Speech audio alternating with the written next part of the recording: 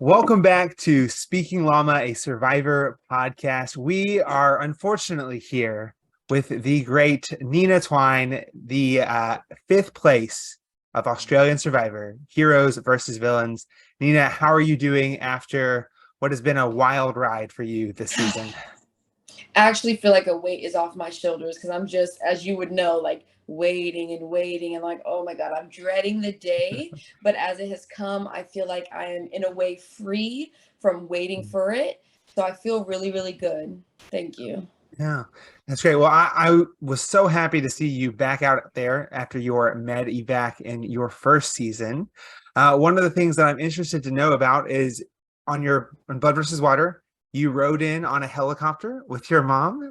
This time around, you are a returner. There's some knowledge about you, but not quite as much. What was the experience for you starting this time versus starting last time? This time, even though I had just played, I almost felt like I had a clean slate because no one really got to see my full potential. And some people, knew who my mom was, were super excited, or had seen me before, just like the rest of the returnees. They have questions. And if they didn't, that's fine. But I felt a lot more free coming in this time, which was really, really nice. That's good to hear. Well, and one question we have too, we are a US based podcast covering Australian Survivor. We love Australian Survivor. What is it like as an American playing Australian Survivor? For me, it's really fun because one, not only do I get to meet people like on any season of Survivor, but across the world, meet people I would never meet before. They all have accents. They're all saying these things that I just don't understand. But if anything, I felt like that created really like strong bonds for me because the communication wasn't too hard, but when it was, everybody was really open to answering me when I was confused, and I was never scared to ask. And because of that, I felt like we just had this bond.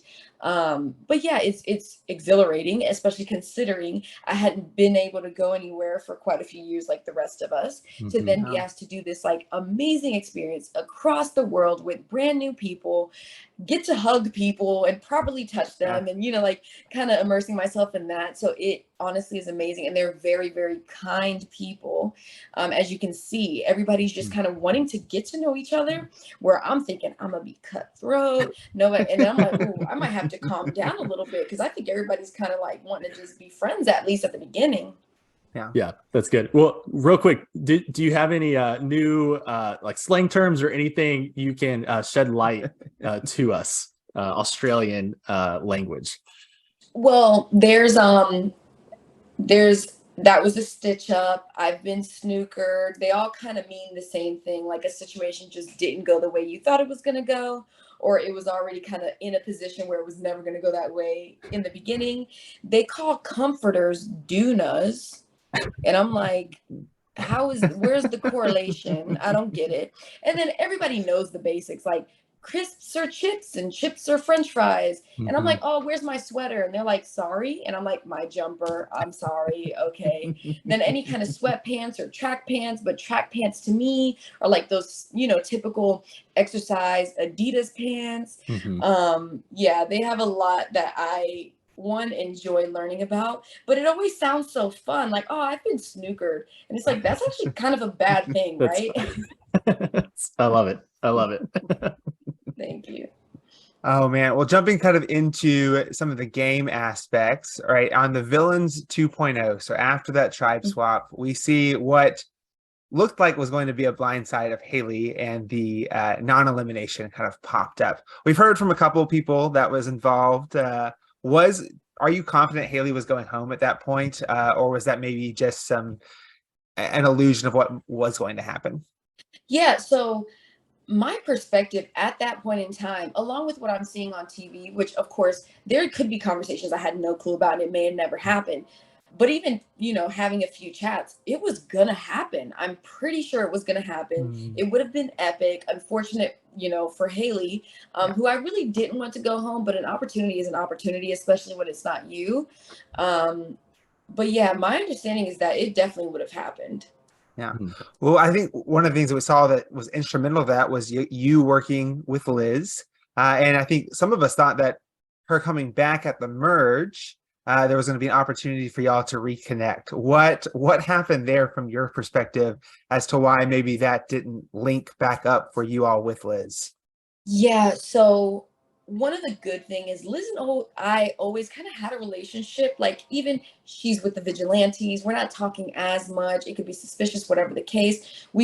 I still braided her hair. We still had our moments, which was really nice. But what I think kind of happened was the boys were lying to her, getting her to try and play her idol, not tell her about Shawnee. And at that point, I still have a good relationship with her, but I'm also not going to warn her about that because I don't want her to play her idol for Shawnee. So I think she kind of was like taken back by that, which is completely understandable. But the good thing is we were able to eventually mend that. So I think that there was intention for both of us on both sides to at least keep some form of communication, still be okay, even if we're on opposing sides. But I definitely could see why she would be upset. We're coming after her number one, and they're kind of lying to her, and I'm not really telling her the truth at that point in time. So I think it could have happened, but unfortunately, it just didn't go that way. Yeah, absolutely. I think like y'all's relationship at that point is the testament to the importance of building relationships at any point in Survivor. Because you and her were working so closely in this last vote out, and had you not done that beforehand, maybe that's not even an option for you. Exactly. Communication is always really, really important, whether you actually get along with that person on a personal level or not. I had so many relationships and the good thing is I actually did get along with pretty much anyone, but some people you get along with more. And because of that, I was always able to have those olive branches presented to me. Or if something didn't work out, you see me and Simon, we voted for each other and we're sitting there holding hands because it's okay. Yeah. It's just, I don't want to say it's just a game because I don't really believe that, but there are aspects to the game that you can put to the side. And sometimes it is really, really hard to do that. But when someone else can and you reciprocate that, it just creates this bond that is lifelong. That's good. That's good. Well, one question I had too at the merge, we saw kind of the first half of the game, you were towards the top of the alliance, kind of in the majority. The SS Vigilante comes, takes your name, suggests a name for the merge tribe, and then puts you in a minority alliance. How did your strategy change at that point? I mean, what goes through your head at that point, going from the top to the bottom? I know this is probably going to sound weird, but I kind of like laughed that I was just that confident. And I'm like, look at you, committing the worst crime, getting comfortable. And you said you wouldn't do it. Yet here we are. And for good reason, because I firmly believe, now it's a hard pill to swallow. When I sit down, because I talk a lot, meaning I talk to myself a lot, I sit down and I'm thinking, why did Haley do that? Yeah, okay, get it. Why did Matt do that? Oh, yeah, smart decision. All right, what can I do now? And because genuinely they were so tight, most of them didn't even talk to us, which is why you see the whole thing with Haley and the sandboat and all that. Genuinely did not talk to us. I would sit down, a part of a conversation, half of them would leave. And I'm like, dude, we're talking about spaghetti. Like, you don't have to leave the conversation. And I hold no animosity towards anyone. When you're making a move and it benefits you, who am I to like be upset? Like, dude, you did your thing. You're here for another night, whatever. But yeah, it was really, really a hard pill to swallow. But I thought, you know what, screw it. I can sit here and be sad, upset, regretful, whatever, or I can move forward. And thankfully I was able to do that. And I made it to that final five, which of course you want to make it to the end, but I'm so thankful. You guys don't even understand, to be taken out the way I was last time. I don't want my torch snuff, but I also got to walk up to Jonathan, have him like this close to me and be like, hi, you know what I'm saying? Like, that is really, really epic for me. And if I'm going to go home, it's either at the end or getting my torch snuff and being a part of the jury. Once I made merge, I was like, I'm so satisfied, but I'm gonna keep fighting. Yeah, I think you're right. Going home on a medevac, how you did last time, is heartbreaking at any sense. And so I can imagine, right, even what is, quote, losing, right, that being a rewarding moment for you. You mentioned kind of like this, like your perseverance to kind of keep going and making it to Final Five. And one of the things that was instrumental to that was the Jacuzzi Alliance with Liz and George.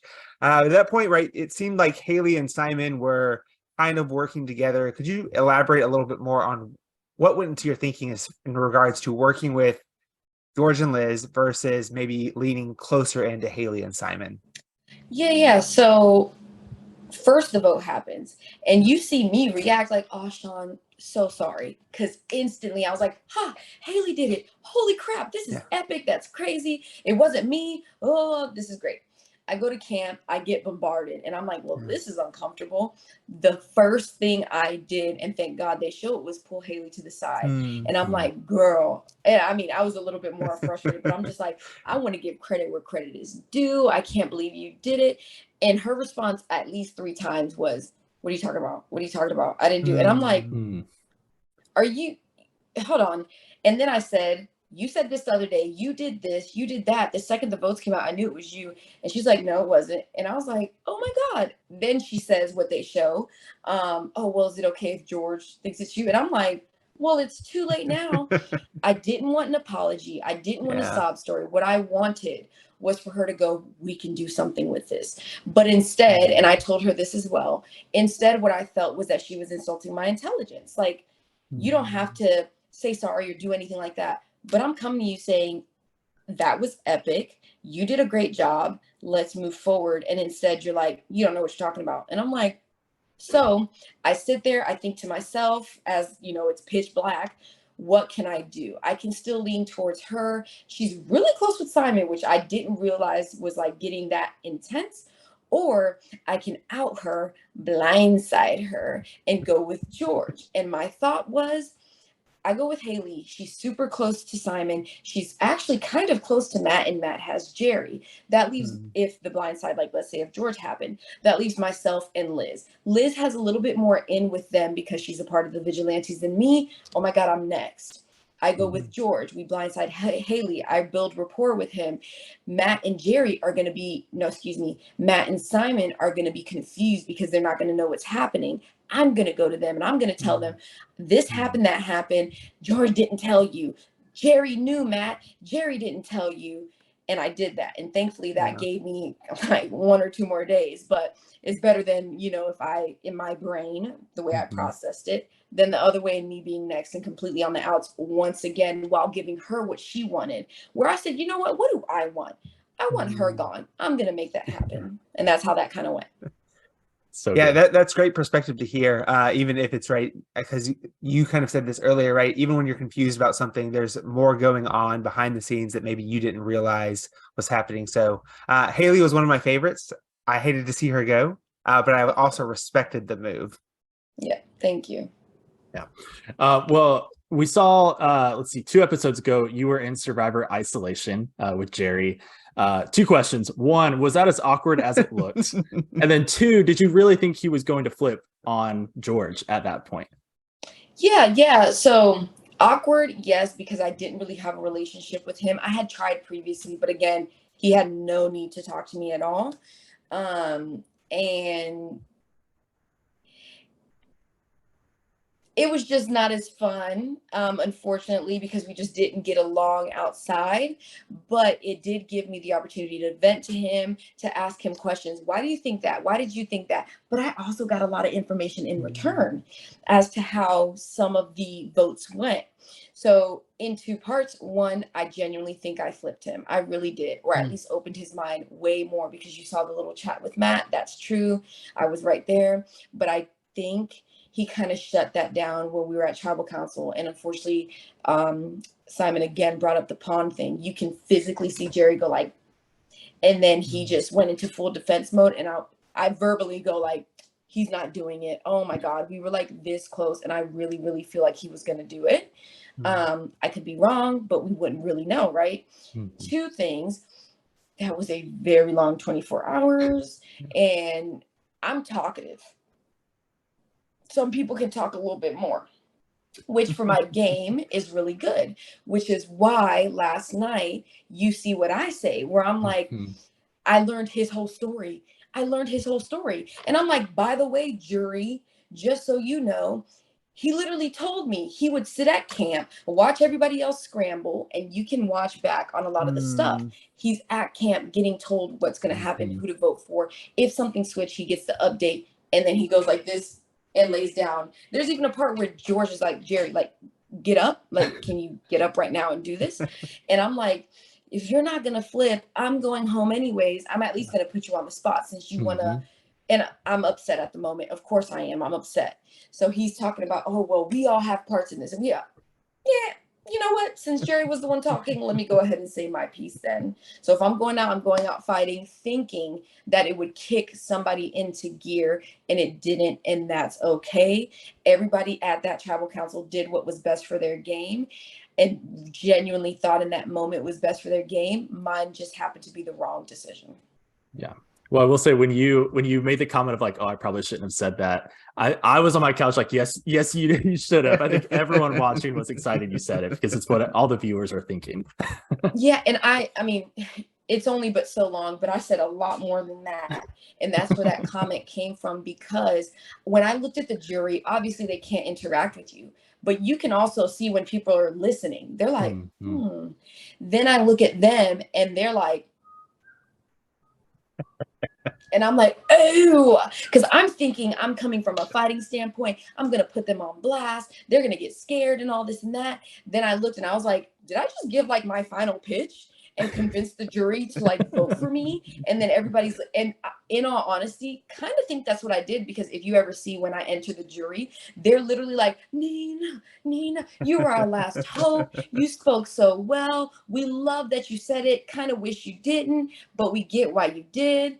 Da da da da. So little frustrating, but I do talk to myself. I try to tell myself, you know, in hindsight, yeah, I would have shut my mouth, but I did what I wanted to do in that moment, and I'm glad I did it. And I actually felt really good saying it. I really felt good. That's why I'm not like, you know, when I say, oh, probably shouldn't have said that, I was like, nah, whatever. I don't even care. Just get this over with.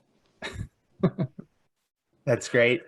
So last very quick question for you. Obviously you're getting down to the final 5. Let's redo history. You win that immunity challenge that Matt wins, or not Matt wins, but Liz wins. Who were you hoping to sit next to in the final 2 or 3 or whatever it ended up being? Let's say final 2. Who did you want to sit next to in the end? So I had 2 trains of thought on this, right? In all honesty, Jerry is on everyone's list based on the relationships that he has on the jury, things that he has done and has not done. Everybody wanted him. That's why you clearly hear Matt say it, Liz say everybody. On the flip side of that, I, 1, really respect George, and I, 2, really respect Liz. George is more of a strategic standpoint. Liz is more a relationship standpoint. And I try my best to think, if I'm not going to get the money, who would I want to get it? And I would have probably picked one of the 2 of them, only because I respected their games. And it's hard. It would have been hard if I was there, but I think I could have done my best to out-talk them, because I'm pretty good at it. Just saying. And I would have at least gotten a few votes. I think I probably could have out-talked Liz a little bit more than George, but if I was trying to out-talk George, I would have hit more of the emotion, more of the honesty, and all the chats that I had, and think, I can't outdo him in strategy, so I'm going to outdo him in everything else, or try to. No, well, I speak for a lot of people when I say we really enjoyed seeing you out there. Thanks so much for chatting with us a little bit today, and we wish you the best of luck. And you have stamped your own legacy on Survivor history. Thank you so much. I appreciate that. Thank you for having me as well.